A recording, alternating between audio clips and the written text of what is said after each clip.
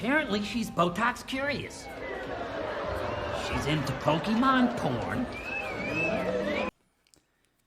Man, imagine being into Pokemon porn. Like, I don't know. Yeah, it's pretty funny. It's really weird they brought that up. Yeah, you see this new update?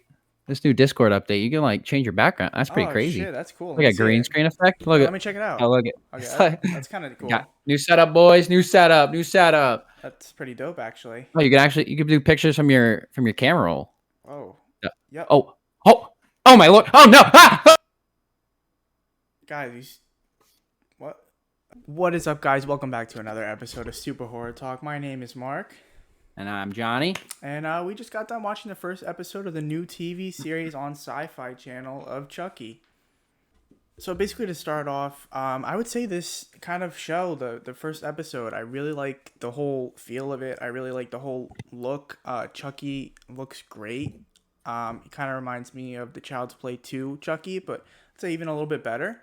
Johnny, what'd you think of the first episode? I thought the episode was really good. It's nice, nice little start showing you everyone, showing you a feel for the show, what it's gonna be like. It also sets up a lot of different plots, like right off the rip. You got a couple different things going, and you see where you think it's gonna go. Maybe they'll mix it up with you though. I did like the way Chucky looked. I didn't like the way he looked like sitting in doll, but like when he was walking around doing stuff and talking, I thought he looked really good. So basically, to start off the show, we get a little POV that we soon find out actually at the end of the episode that it is Charles Lee Ray. And actually, I believe the audio they had over that scene was the news reporting that 11 bodies were found in Hackensack, New Jersey, which is where Charles Lee Ray was from, which is his hometown. So following the point of view little thing that they had going on, it goes into a garage sale where we have our main character buying Chucky, and that is just basically the background for how he comes about getting Chucky. He collects dolls, and he sees one. He collects like old cheap dolls, and he tries to make like bigger dolls out of them, like combines them all as like art pieces. I guess that's what he's into. Dolls will come back later in the episode. With it being like a big part of his life, how he pretty much all he dedicates his life to doing is making those dolls and sitting inside. It is a big part of him and what he likes to do. He likes to, basically, he's an artist. We kind of get like a little hint that his mom, who passed away in a car accident, was an artist as well. So basically, after we find out a little bit about Jake, we kind of get a little sneak peek into his home life with his father, who seems to be a little bit of an alcoholic after his wife passed, Jake's mom. And we get a little family dinner scene with Jake's uncle and his cousin and his aunt. They kind of had a quick little roasting session there. That was kind of funny. What did you think about that, Johnny? I thought, nice little back and forth. They're both giving each other good jabs right there. One attacking each other, one for the sexuality, the other one attacking the other for those little secrets he's got going on. Eagle Scout, did you sell the most cookies? No, while you were up in your room playing with dolls, I organized a whole book drive for the homeless. Yeah, because keeping up with Harry Potter is the most pressing issue facing the homeless. And it kind of gets a little serious too. It seems like Jake's dad's brother is a little bit more successful than Jake's dad, who I think runs like an auto body shop or a mechanic shop. Yeah. And he kind of smashes the glass on the ground. It gets a little bit serious. He gets upset. It seems like too that he is kind of jealous that his son Jake is not as involved, I guess you would say, with other things like sports, having a girlfriend. He's more into his art, which he seems to be disappointed in. So to get into his school life, there's an interesting dynamic. His cousin, same age, goes to the same school. Though he bullies him at the dinner table, he did not like his girlfriend bullying Jake in school for him being poor. She was making repetitive jokes about it, and he did not. The boyfriend, Jake's cousin, did not take a liking to what was being said. I thought that was a little bit of an interesting dynamic, a little strange compared to that he was bullying him outside of school, but then once he's in school, he all of a sudden cares about how he feels and doesn't want him to be made fun of or anything like that. Thought that was a little strange. But you have any thoughts on that, Mark? Yeah, I think I probably could play into a bigger role in the episodes to come. Maybe he's only doing that to be cool, but I'm not sure. It's a little weird, I would say.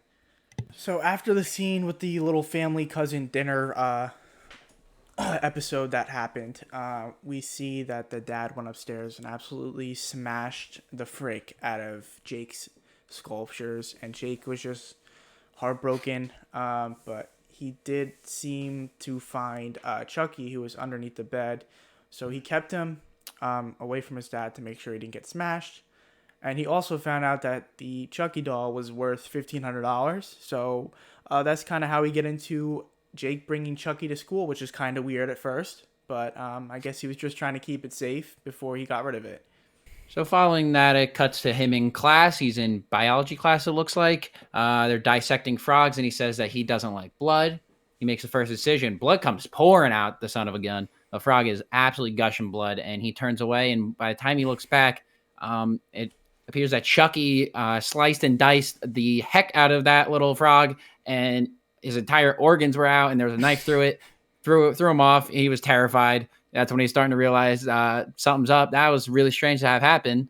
And then following that, the girlfriend of his cousin, Lexi Taylor, she starts a GoFundMe based upon what she was bullying him about earlier. And that's when she posts it, and everyone starts to see it. And everyone starts pointing and laughing at him. And obviously Chucky's there for it and sees that Lexi Taylor is not a nice girl. And you know Chucky, when someone messes with his kid, he's gonna get his revenge. So this is where we get to the dynamic with the teacher that he has for his biology class, and how she pretty much doesn't tolerate bullying. She even tells the kid to fuck off, basically telling him that he's literally boxed. What are you doing? Literally shuts him down right then and there. Put you in the blender. You're literally free. You literally have 0 IQ. How do you get boxed? You're literally dog water. You're literally rice water. How do you get boxed? Your ass. Literally so free. Literally freer than a free sample at Costco. You're literally dog water.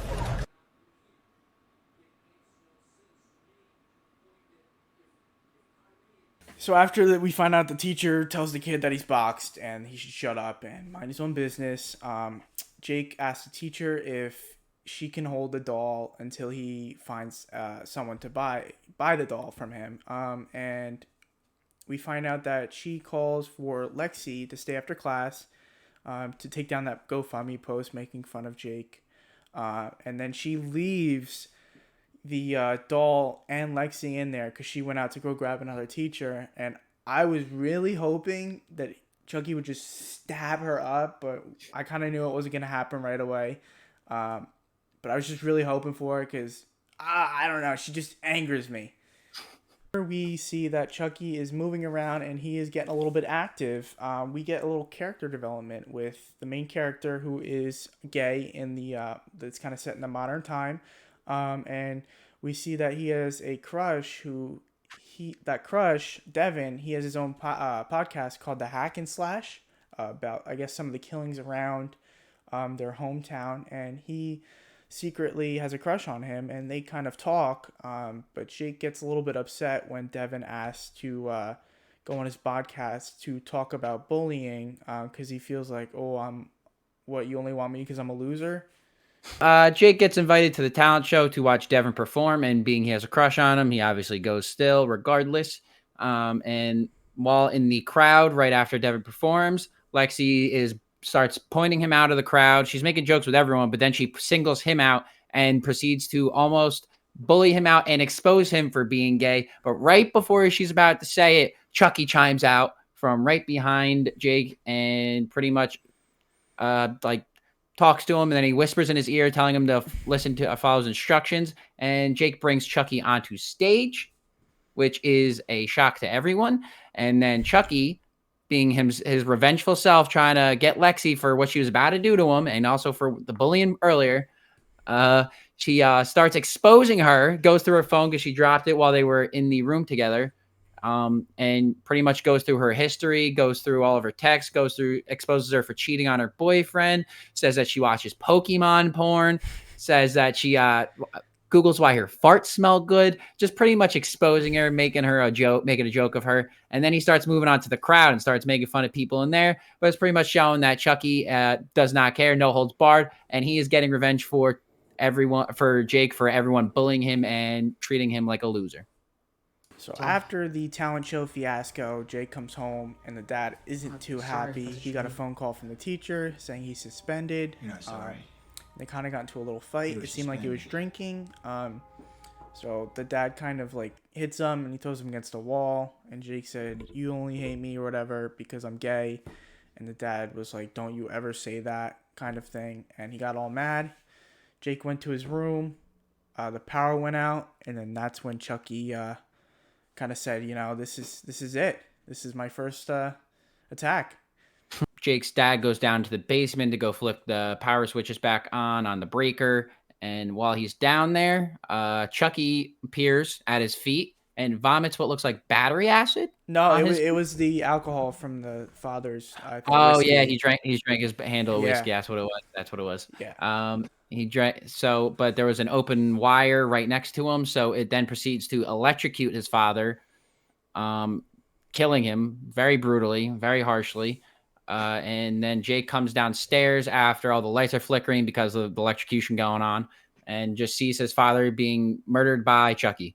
So when the cops come, they start questioning Jake and asking about actually how the doll got from the school to his house. And he kind of took the rap for it because I think he knows something's going on with the doll. Doesn't have batteries in the back, and he's just trying to cover up for it so he doesn't seem crazy, I would say. But it's probably going to come back to bite him in the butt. So after he's questioned by the cops, his uncle comes to pick him up, and he's going to be moving into a new house and staying with his uncle and aunt and his cousin. So pretty much when he gets to the new house, he gets into his room, gets situated. Very creepy looking room, might I add. The wallpaper is disgusting. I did not like it at all. He starts pretty much yelling at the doll, similar to how the mom yelled at Chucky in Child's Play 1, where she's yelling at him, "Talk to me, damn it." Pretty much saying, "I know you can talk to me, show you're here." And Chucky talks, and he says, "You didn't have to kill my dad," because obviously it's his dad. He didn't want him dead, even though he was a piece of shit to him. So then Chucky pulls out the knife that was missing from the yard sale. The lady who was doing the yard sale said, "Oh, who took my butcher knife?" And we find out that it was Chucky in his deep-ass pockets. I don't know how it fit in there, but it did. And he walks over to Jake with the knife and says, "Let's talk about Lexi." So that's kind of foreshadowing what we're going to get to in episode 2. I'm very excited. I'm pretty hooked on this show. I feel like the kills are going to get even better. It wasn't just like a slash and kill. It was a cool like electrical frying. But yeah. Overall, I thought this was a really good start for the series. It really gives a lot as to like what it's going to be going on. It shows a lot, and it gives a lot of character development, like just the start of it. I think there's a lot of different ways they can go with it. And I think I really like the continuation of the old series, how he looks up the old Chucky or looks up what Chucky's past and finds out about him, showing that it's in the same like type of universe, that generic term. But I thought it was a pretty good thing. I think all the actors doing a good job. I think they all like fit each other very well, fit who they're supposed to be. And I'd love to see where the show's going to go. Huge fans of Chucky over here. Thank you so much, guys, for watching. That was our little recap on the first episode of Chucky's TV show series. Let us know what you think down below.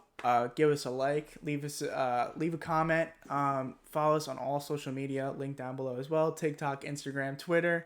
And thank you so much, guys, for watching. Peace. Tune in next week, though. Next episode. Michael Myers. Wait. Oh, you're getting all of them out makes here? his return. Yeah. This Friday. Video coming out this Friday or Saturday, one or the other. We're going to try and turn it out Friday, but new video coming out Friday on Halloween. Chucky, you got any final thoughts? Oh, now you don't want... Speak to me, Chucky. Speak to me! Oh, no!